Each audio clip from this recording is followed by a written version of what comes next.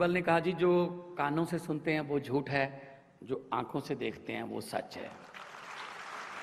आजकल जगह जगह पे नफरत के बीज बोए जाते हैं तो इंटरनेट बंद करना पड़ता है, क्योंकि र्यूमर फैलते हैं। वो कानों से सुनते हैं, हम आंखों से नहीं देखते।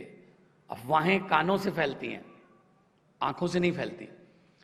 तो अखबारों का ये काम, मीडिया का ये काम है कि वो लोगों को आगाह करे कि ये हो रहा है। वरना आजकल देखते हैं, एक टीवी चैनल ने 15 मिनट का एक शो है, 24 घंटे का चैनल है, 15 मिनट का शो शुरू कर रखा है पॉजिटिव खबरें। इसका मतलब 23 घंटे 45 मिनट वो नेगेटिव खबरें देते हैं। खबरों में पॉजिटिविटी नेगेटिविटी नहीं होनी चाहिए, खबर तो खबर है। तो 5-6 राज्यों में लोकमत फैला हुआ है, और यहां रही पंजाब की बात।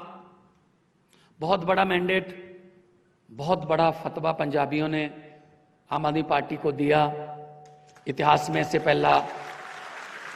पहले ऐसा हुआ नहीं।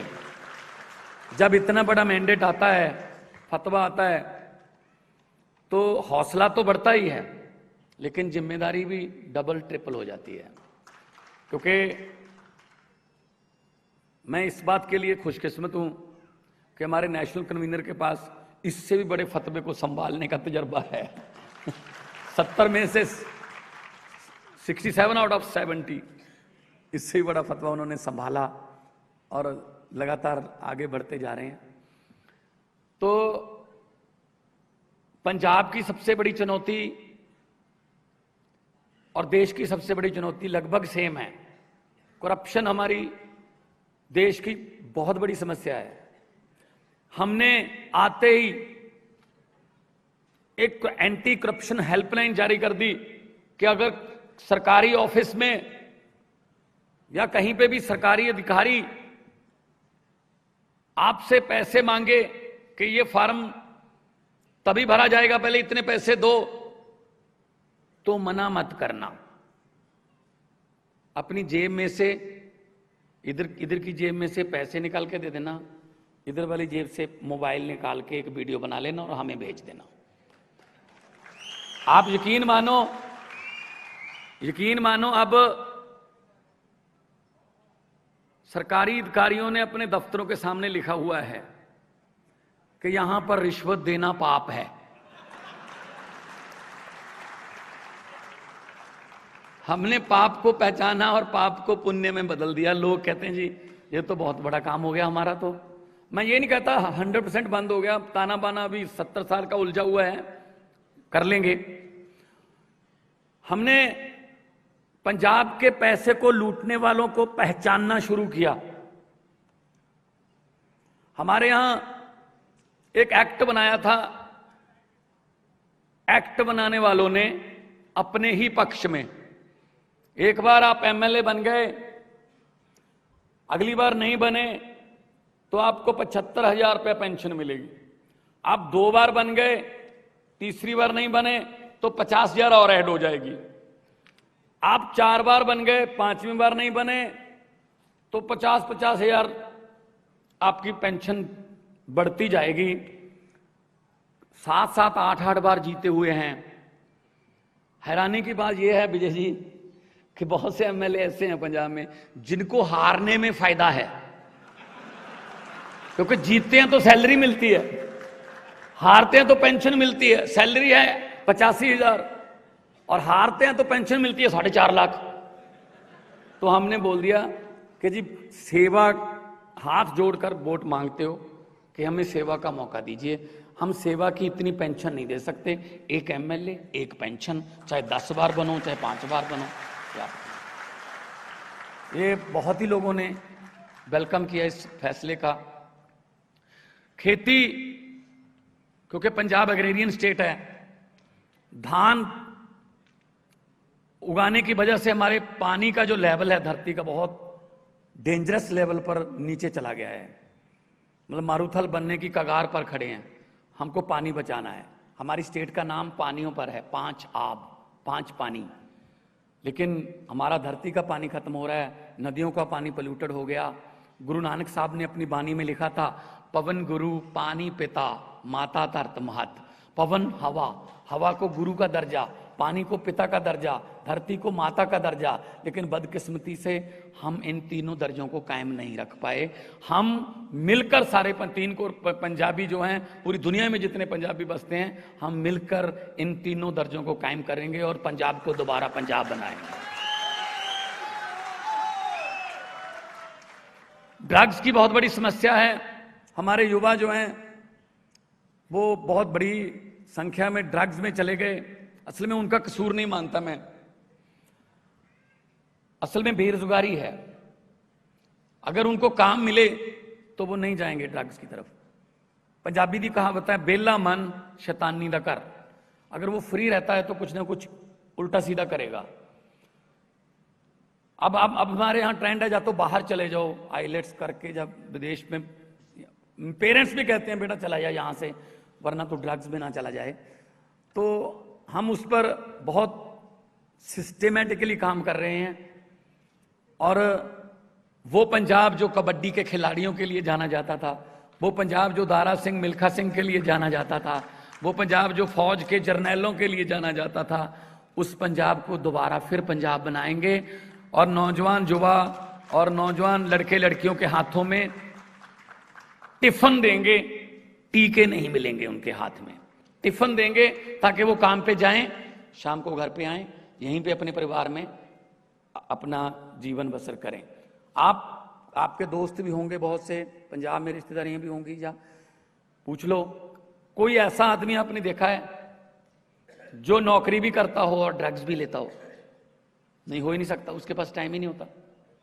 वो कहता जी मैं तो शाम को आता हूं, थकावट में आके बच्चों के साथ खेल के नहा के सोता है, अगले दिन फिर जाना होता है। अगर हम बेरोजगारी दूर कर पाए तो कई बीमारियां जो हैं उनकी जड़ बेरोजगारी है। इंडस्ट्री को वापस लाना है। इंडस्ट्री जो थी हमारे पंजाब की वो इधर उधर राज्यों में चली गई क्योंकि सरकारों की कोई इंडस्ट्रियल पॉलिसी नहीं थी।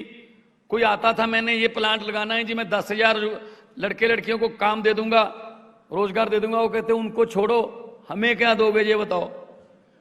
तो ये वाला काम बंद कर देंगे हम। और इंडस्ट्रियलिस्ट क्या, देखो व्यापारी क्या चाहता है, माहौल चाहता है। मुझे माहौल दे दो, मुझे तंग मत करना, मैं अपना काम करता रहूंगा और नौकरियां रोजगार देता रहूंगा। तो इससे पहले एजेंडे में है ही नहीं था ये रोजगार जो था।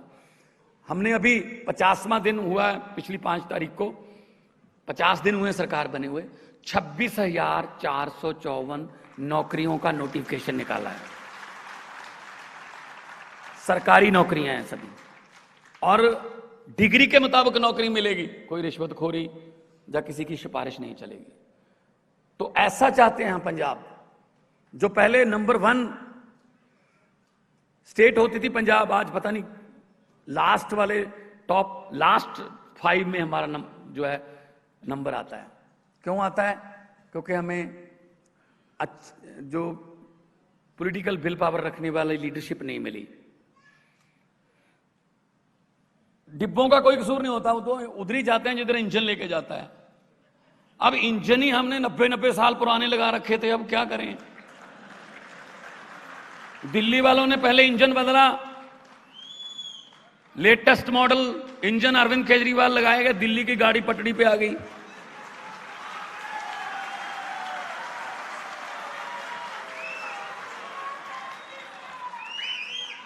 अब पंजाब वालों ने इंजन बदल लिया और डिब्बे भी हम तो 92 दिए हैं साथ में। तो पंजाब की गाड़ी भी तरक्की की पटड़ी पर जल्दी आपको नजर आने लगेगी।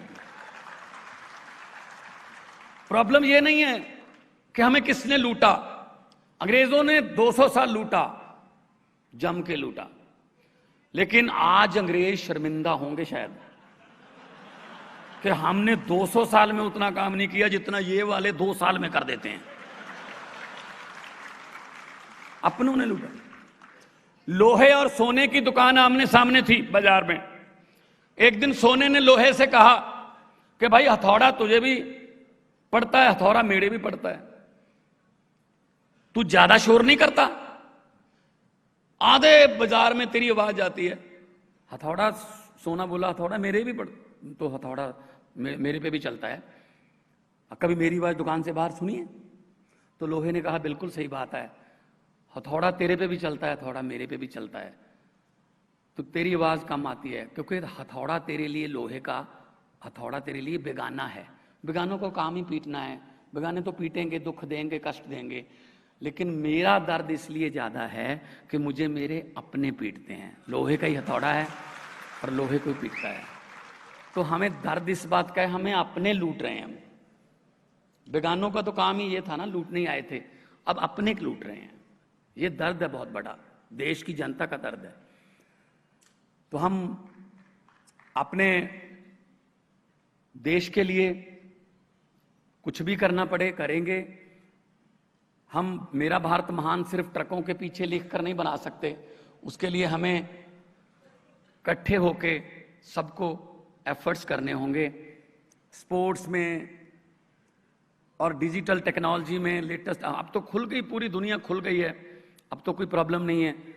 तो भारत देश जो है, कई बार सुनते हैं टीवी पर कि छोटी छोटी बातों से दंगे होते हैं, एक दूसरे को लड़ाया जाता है। जब ये कानून आया था सीएए वाला, तो मैंने पार्लियामेंट में बोला था, मुझे स्पीकर साहबा ने कहा सिर्फ 1 मिनट मिलेगा। मैंने कहा जी मैं सिर्फ 40 घंटे चाहता हूं। कहते बोलो फिर।